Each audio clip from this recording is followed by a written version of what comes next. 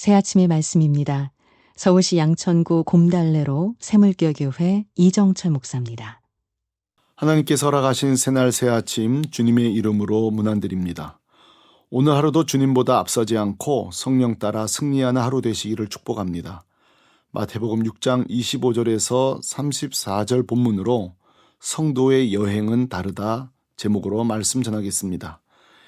여행 기술의 저자 알랭 드 보통은 우리는 왜 여행지에서 설렘을 느끼는가 라는 질문으로 이 책을 시작합니다.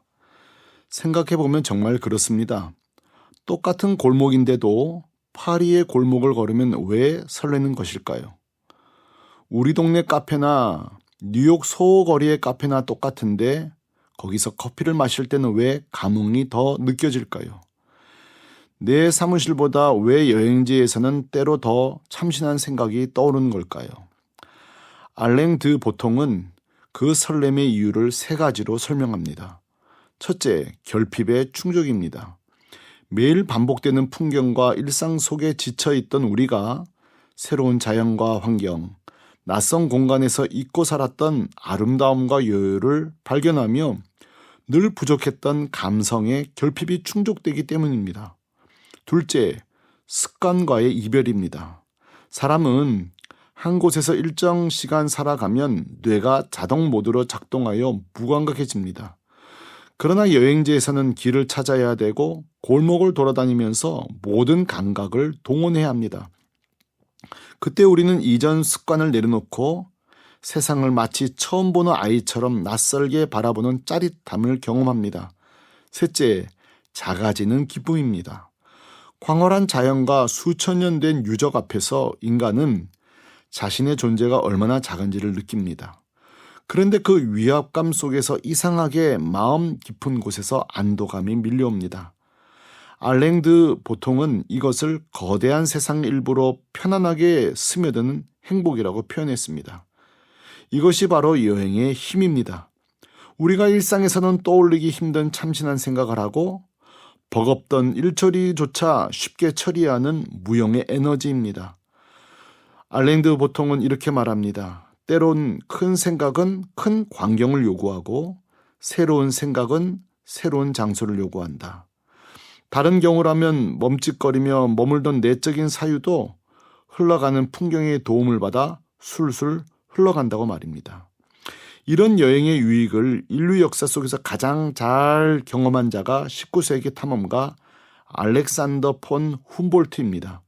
그는 남미 대륙을 15,000km 이상 여행하며 16,000가지의 동식물을 기록했습니다. 훗날 찰스 다윈은 훔볼트가 없었다면 종의 기원을 쓰지 못했을 것이라고 말했습니다. 이처럼 여행은 왜? 라는 질문을 통해 세상의 호기심의 닻을 내리고 새로움을 창조하는 원동력이 됩니다. 알랭 드 보통의 글을 읽으면서 저는 그리스도인에게도 이런 영적 여행이 필요하겠구나 생각했습니다. 때론 익숙한 일상 속에서 감사하지 못했던 자가 낯선 환경에서는 비로소 감사를 회복하기도 합니다. 평소에는 지나쳤던 영적 진리를 새로운 장소에서 깨닫는 경우도 많습니다. 야곱은 형 에서의 장자권을 가로챈 후 평생 원하는 복은 얻는 듯 했지만 결국 형의 살해 위협을 피해 고향 땅을 떠나 도망자 신세대입니다. 그리고 길고 험한 여정 속에서 야곱은 뜻밖의 깨달음을 얻게 됩니다. 창세기 28장 16절 야곱이 잠이 깨어 이르되 여호와께서 과연 여기 계시거늘 내가 알지 못하였도다. 아멘. 그는 항상 형의 자리를 빼앗아야 복을 얻을 수 있다고 생각했지만 참 복이신 하나님은 언제나 그의 곁에 계셨습니다. 야곱은 낯선 환경 속에서 하나님의 임재의 복을 드디어 깨닫습니다. 성도는 이렇게 낯선 땅에서도 영적 진리를 깨닫는 기회로 삼아야 합니다. 1735년 존 웨슬리도 선교사의 꿈을 품고 영국에서 아메리카 조지아주로 향하는 배에 올랐습니다. 그러나 대서양 한가운데서 거대한 폭풍우를 만나고 돛대가 부러지고 배가 요동치는 등 압도적인 자연의 힘 앞에서 자신이 얼마나 연약한 존재인지 깨닫게 됩니다.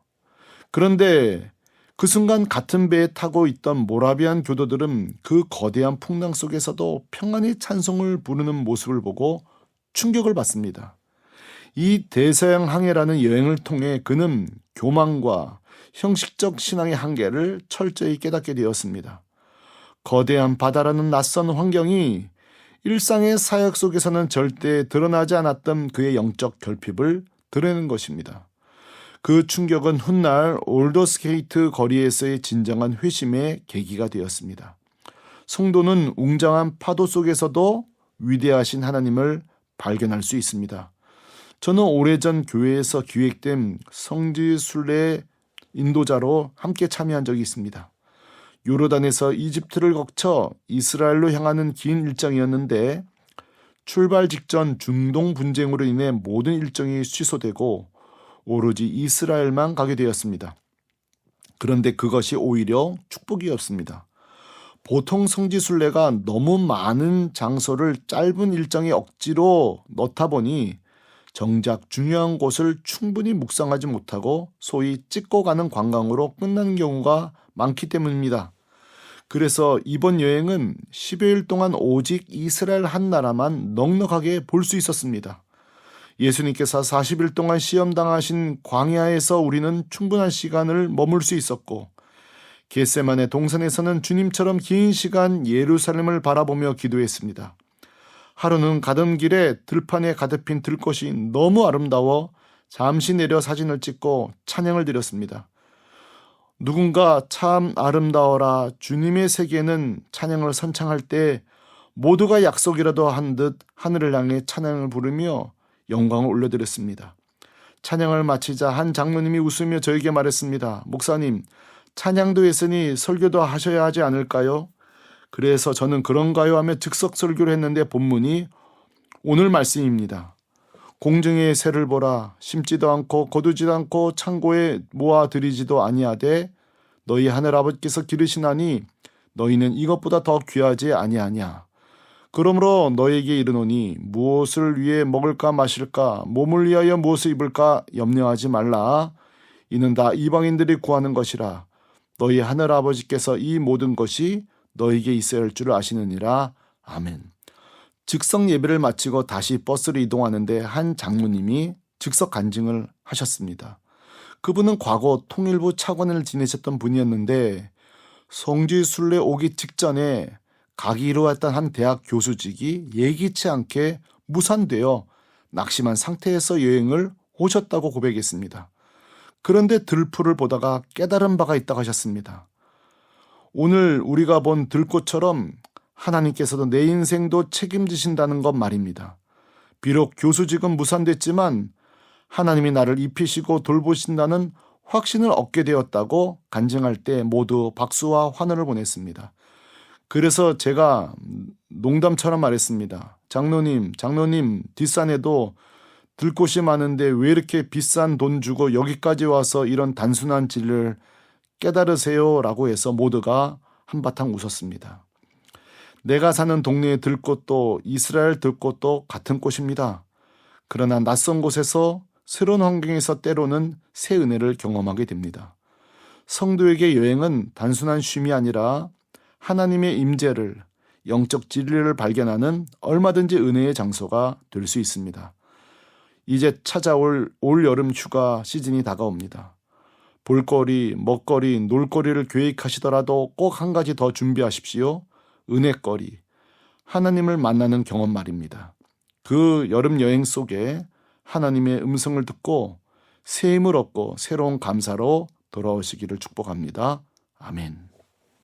새 아침의 말씀, 서울시 양천구 곰달래로 새물교교회 이정철 목사였습니다.